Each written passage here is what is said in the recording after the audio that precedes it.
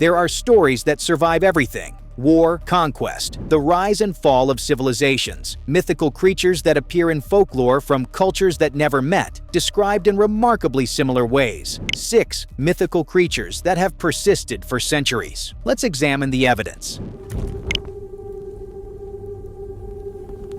In the highest peaks of the Himalayas, where oxygen is thin and temperatures kill within hours, locals have always known about the Mishe, the man-bear that walks upright through the snow. The first Western documentation came in 1921 when Lieutenant Colonel Charles Howard Berry led a British expedition to Mount Everest. At 17,000 feet, they discovered a line of footprints in fresh snow. Sherpa guides immediately identified them as belonging to the Wild Man of the Snows. Howard Berry photographed the tracks, noting their human-like appearance but with a stride length far exceeding any known human, nearly 4 feet between steps. 30 years later, mountaineer Eric Shipton captured compelling evidence: a crystal-clear photograph of a single footprint on the Menlung Glacier. The image reveals anatomical details difficult to fake: distinct toe impressions, natural pressure patterns, and a shape matching no known regional animal. The Sherpa people possess detailed knowledge spanning generations. They describe different types: the smaller Mishe that raids crops, and the massive Dzute that attacks yaks and stands 8 feet tall. These aren't vague monster stories. They're specific behavioral observations from people who've lived in Yeti territory for over 1,000 years. What makes the Yeti compelling is the consistency of descriptions across isolated mountain communities, separated by hundreds of miles. All describe the same creature: bipedal, covered in reddish-brown or gray hair, 7 to 8 feet tall, with long arms, a musky odor, and ability to survive at deadly altitudes. In 2013, Oxford geneticist Brian Sykes analyzed hair samples from alleged Yeti encounters. While most were from known animals, 2 samples from Bhutan and India matched an ancient polar bear's genetic profile: 40,000-year-old DNA that doesn't correspond to any living bear species. The Nepalese government issues official climbing permits for Yeti expeditions and has established protected status for the creature under wildlife conservation laws. Across North America, from Alaska to Mexico, indigenous tribes share remarkably similar stories about giant birds capable of carrying off large animals and humans. The Lakota called them Wakinyan Oyat, thunder beings. The Ojibwe knew them as Animki. These weren't casual folklore, but detailed accounts of creatures with wingspans that could block the sun, talons strong enough to crush buffalo, and the ability to create thunderstorms with wing beats. Accounts include specific nesting behaviors, migration patterns, and hunting techniques suggesting direct observation. In 1890, the Tombstone Epitaph reported 2 cowboys killed a giant bird with a 160-foot wingspan. They described it resembling a pterodactyl with leathery skin, serpentine neck, and wings wider than any building in town. Witnesses consistently describe birds with 20 to 40-foot wingspans, dimensions matching extinct pterosaurs, not modern birds. The largest living bird, the wandering albatross, reaches only 12 feet. Fossil evidence confirms giant flying predators once dominated North American skies. Argentavis magnificens had a 23-foot wingspan and weighed 180 pounds. Pterotornis mariami, with its 12-foot wingspan, survived until 10,000 years ago, within human habitation timeframes. Modern sightings continue in areas where fossils confirm giant birds lived. In 1977, 10-year-old Marlon Lowe was allegedly grabbed by a massive bird in Illinois. Investigators found large bird tracks consistent with a 40 to 60-pound bird, far larger than any known North American species. The Thunderbird legends might represent cultural memories of giant raptors preserved through oral tradition with remarkable accuracy. Point Pleasant, West Virginia, 1966. Over 13 months, more than 100 residents reported encounters with a creature unlike anything in zoological records. 7 feet tall, humanoid, with massive wings and glowing red eyes the size of headlights. The first documented sighting occurred November 12, 1966, when 5 men digging a grave reported a brown, human-like figure with wings flying overhead in complete silence. 3 days later, two couples driving near an abandoned munitions facility encountered what they thought was a large bird with red eyes. When driver Roger Scarberry accelerated to escape, the creature paced their vehicle at over 100 miles per hour. What makes Mothman reports compelling is witness consistency and credibility. These weren't attention seekers but ordinary residents, police officers, firefighters, business people. Many were reluctant to report encounters, fearing ridicule. Deputy Sheriff Millard Halstead found physical evidence, large circular impressions 3 feet in diameter pressed deep into hard-packed earth where witnesses saw the creature. Descriptions remained consistent across unconnected witnesses. Gray or brown creature, human-sized, with 10 to 15-foot wings. The glowing red eyes appeared in every report, described as hypnotic and intelligent. Witnesses reported high-pitched screeching and feeling watched for days after encounters. Sightings abruptly ended December 15, 1967, the same day the Silver Bridge collapsed, killing 46 people. Several witnesses claimed they saw the Mothman on the bridge before the disaster. Skeptics suggest large birds like sandhill cranes, but this doesn't explain the creature's speed, humanoid structure, or ability to pace automobiles at highway speeds.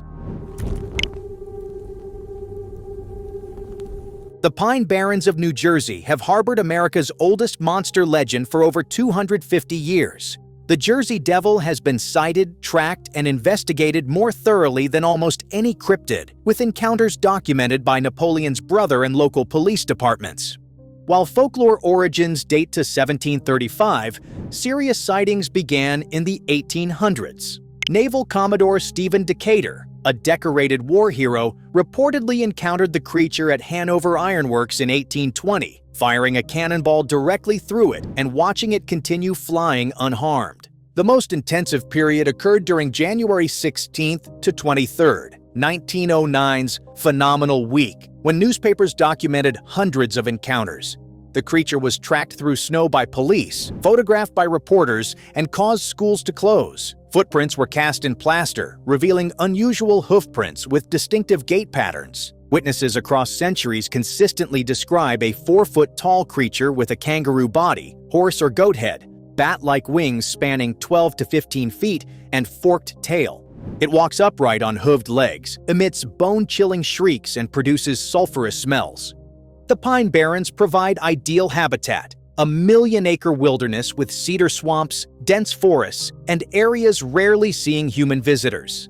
The ecosystem supports species found nowhere else in New Jersey. Professional investigators have documented unusual hoof prints, unexplained structural damage, distinctive livestock kills, and unidentifiable vocalizations. Local residents whose families have lived in the Pine Barrens for generations treat the Jersey Devil as established fact, possessing detailed knowledge of behavioral patterns, seasonal activities, and territorial boundaries. In Cornwall's rugged moorlands, farmers have lost livestock to something official investigations cannot identify. The beast of Bodmin Moor has been blamed for hundreds of attacks since the 1970s, with evidence including physical remains, photographs, and government studies.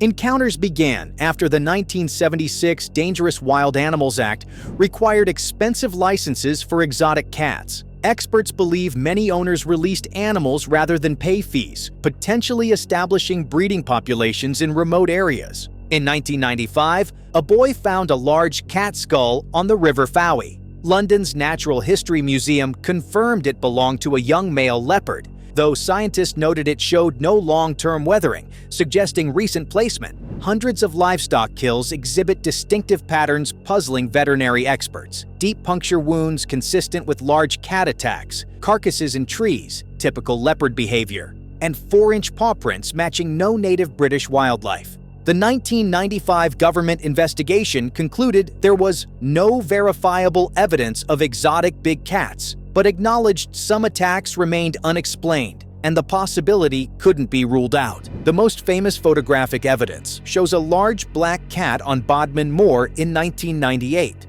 Zoologists confirmed it depicted a melanistic leopard, though debates continue about whether it was wild or captive. Local police maintain files on big cat sightings, and farmers have adapted practices to protect livestock. The attack patterns and sightings have remained consistent for 4 decades. Puerto Rico, March 1995. In Aracavis, farmers discovered goats completely drained of blood through small, precise puncture wounds. No flesh consumed, no struggle signs, just exsanguinated animals with mysterious wounds veterinarians couldn't explain. The creature became known as the chupacabra, goat sucker. Farmer Hector Soto found 8 sheep dead in their pen, each exhibiting identical characteristics: small puncture wounds, complete blood loss, and no typical predator-feeding behavior. Local veterinarians examining the carcasses were baffled by the wound precision and blood absence. Within months, similar attacks spread across Puerto Rico. Over 150 deaths were reported with identical patterns, suggesting a single predator type with highly unusual feeding behavior. Madeline Tolentino provided the first eyewitness account: a 4 to 5 foot bipedal creature with large black eyes, grayish-green skin, and spines down its back. It moved with supernatural speed, hopping kangaroo-like rather than running. The phenomenon spread throughout Latin America and the southwestern United States. Mexico documented hundreds of cases, all exhibiting bloodless states and precise puncture wounds. By 2000, reports reached Texas with identical patterns. Skeptics suggest diseased coyotes with mange. In 2007, Texas rancher Phyllis Canyon found a hairless creature that DNA testing confirmed was a mangy coyote. However, the mange theory doesn't explain the blood-draining behavior. Coyotes and dogs consume flesh and organs. They don't drain blood with surgical precision. The wound consistency and complete exsanguination remain unexplained by conventional predation patterns. The chupacabra represents one of modern times' most geographically widespread cryptid encounters, with documented livestock deaths across multiple countries continuing to puzzle experts nearly 3 decades later. 6 creatures, 6 collections of testimony, physical evidence, and documented encounters spanning continents and centuries. The Yeti's footprints in Himalayan snow, thunderbirds matching fossil evidence of ancient giants, the Mothman witnessed by hundreds before vanishing after tragedy, the Jersey Devil tracked by police for 3 centuries, the Beast of Bodmin Moor killing livestock in unexplained patterns, the Chupacabra leaving surgical precision evidence across continents. These aren't just stories. They're part of documented history, investigated by professionals, reported by credible witnesses who had nothing to gain. The world still holds mysteries in unexplored wilderness, unmapped ocean depths, and spaces between certainty and assumption. These creatures remind us Earth's life catalog might not be complete. The evidence exists in official reports, physical traces, and consistent accounts. Whether unknown species, misidentified animals, or something else, they've earned their place in human experience. The question isn't whether encounters happened. Documentation is too extensive. The question is what witnesses experienced when impossible became reality.